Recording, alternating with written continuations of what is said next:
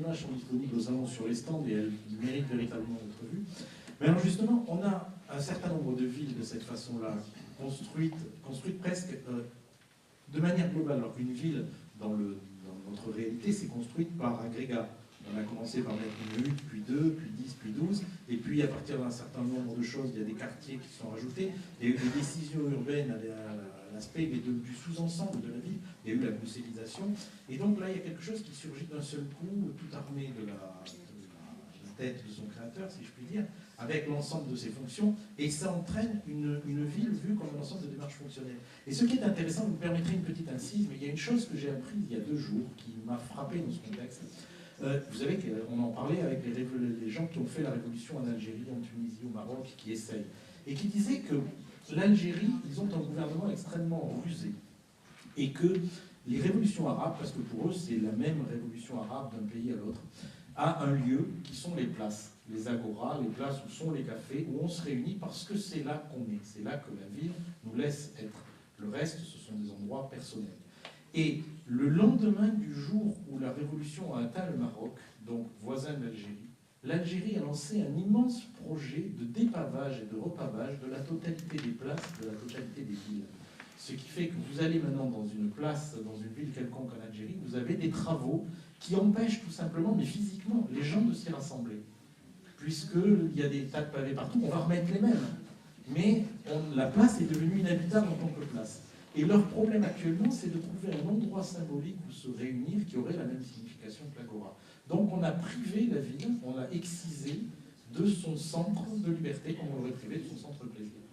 Et ça veut dire que quelque part, quand on fabrique une ville, qu'on imagine, qu'on la génère, on est obligé de la doter d'un certain nombre de fonctions qui sont des fonctions pratiquement humaines, dans lesquelles l'humanité peut se rassembler. On est obligé de la doter de bas-fonds, mais on est obligé de la doter de centres de plaisir, on est obligé de la doter de parcs, on est obligé de la doter d'endroits où on simplement respire. Et vous le faites comment? Et toi, en fantaisie, justement, toi, tu es obligé de créer des villes dans lesquelles les gens, entre guillemets, habitent de manière normale pour vivre des choses extraordinaires. Comment fait-on ça? Comment rend-on la possibilité d'extraordinaire dans un endroit qui est a priori simplement fonctionnel? Je crois que c'est précisément l'enjeu de la fantaisie, de s'inscrire dans une démarche contemporaine, c'est-à-dire de pouvoir décrire la façon dont tu prends un petit noir au café, au comptoir. Et je pense que moi, la fantaisie telle que je la vis à travers la ville, c'est celle-là, c'est-à-dire parler d'un mythe urbain et de faire en sorte que derrière, on puisse déambuler, la déambulation finalement dont tu parles, c'est-à-dire une espèce de voyage sans but dans une ville. Si tu arrives à le faire sentir à travers le dessin ou l'écrit, je trouve que tu as touché ta cible. Moi, il y a une chose qui m'a beaucoup frappé, c'est que mes parents viennent de Richelieu, qui est une petite ville, toute petite ville qui a été pensée par le cardinal de Richelieu. Et je retrouve en fait cette volonté démiurge qu'on a, nous, en amont. Tu parles de plan masse, Nicolas. Tu parles, toi, de cette faculté qu'on a de ne pas être raisonnable, donc à penser cette ville en amont. Et c'est vrai que ça permet en fait de débrider la ville. Moi, à titre d'exemple, j'ai dans Abîme, qui est une ville-monde précisément, parce que j'étais incapable de parler de la campagne, parce que je ne la connais pas, j'ai grandi dans une ville, et j'ai voulu rassembler cette culture de l'arbre au sein de la ville, et non plus dans une volonté de dire il y a des parcs, il y a des maisons, il y a du minéral, il y a du végétal, mais de dire comment l'un et l'autre peuvent devenir symbiotiques, au point de vouloir voir des arbres pousser dans les maisons. Et ça, cette volonté-là fait qu'aujourd'hui, on peut faire naître dans ce type de ville un palais des gros, recouvert du guano de tous les oiseaux qui vivent autour, et qui forment une espèce de structure type Gaudi, par fondu, comme de la cire sous le soleil.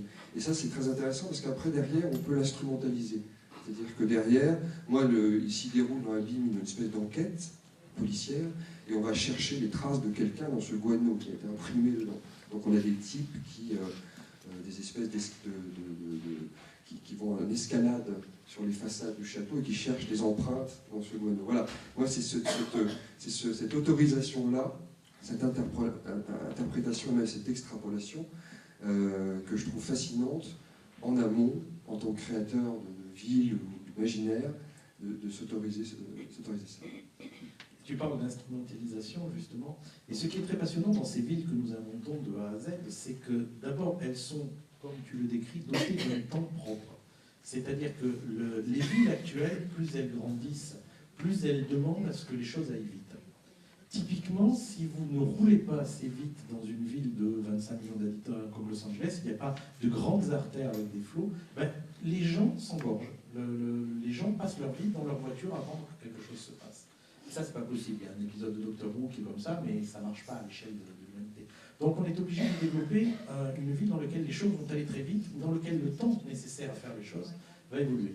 Et il y a aussi tout un tas de stratégies adaptées à la ville. Je sais qu'un dénommé John Brunner, qui était un de nos plus grands auteurs de science-fiction du XXe siècle, a écrit un livre qui s'appelle La ville est un échiquier, qui se passe dans le Sud-Amérique, où les dictateurs déplacent les quartiers pour éviter les révolutions, justement en instrumentalisant l'emplacement de la ville, en rendant les choses impossibles, un petit peu comme quand on débat à Blémy.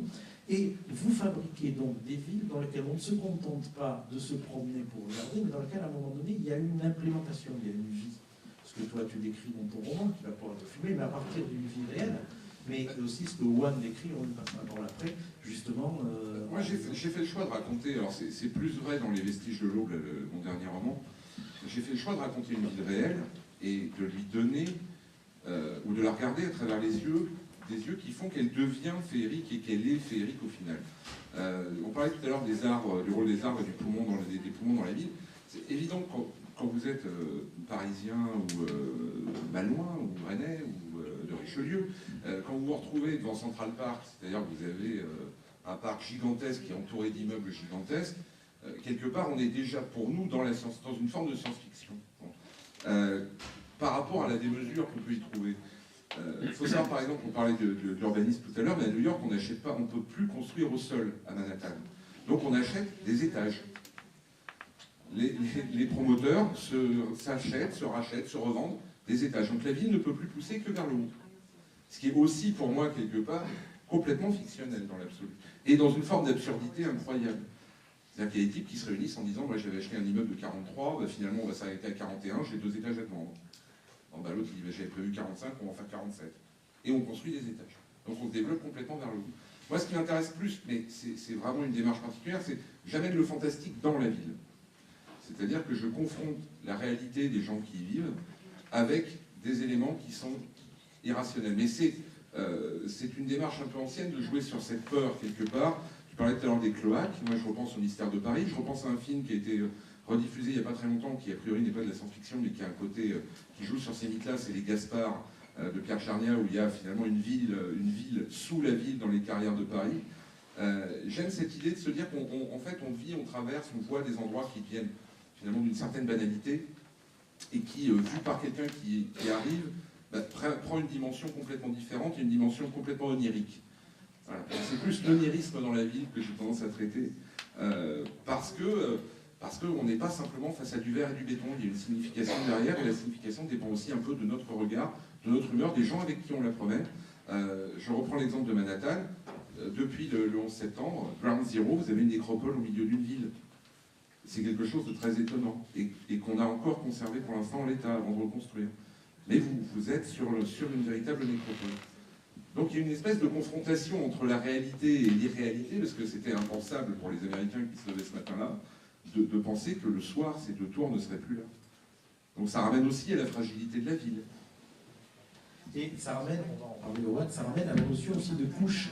La ville se structurant avec des sous-sols, des premiers étages, des tendances vers le ciel, des tendances vers les jardins, quelquefois des sous-sous-sols où il y a des endroits où les gens vivent dans les souterrains, etc. Une ville comme Montréal, par exemple, a une vie très très importante pendant l'hiver, dans la totalité des souterrains, parce qu'il fait tellement froid dehors qu'on sort de chez soi, on rentre dans la plus proche bouche de métro, et on se tape 40 ou 50 km de couloirs dans lesquels il y a des magasins, tout ça, et qui sont sous-sol.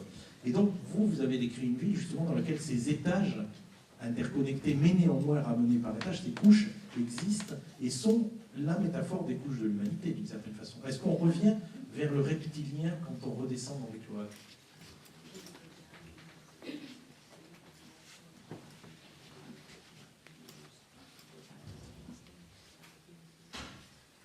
Oui. Yeah, I think wherever you're designing a setting, and I think it's it's impossible to separate setting from character. We as characters are defined by the places that we've grown up and the places that we visited. If you're removed from your setting and put in another setting, the way you behave and the way people behave towards you is again defined by the background. And in the same way, where most of my adult is young adult, or most of my audience is young adults, they would be teenage and upwards, and they have short attention span.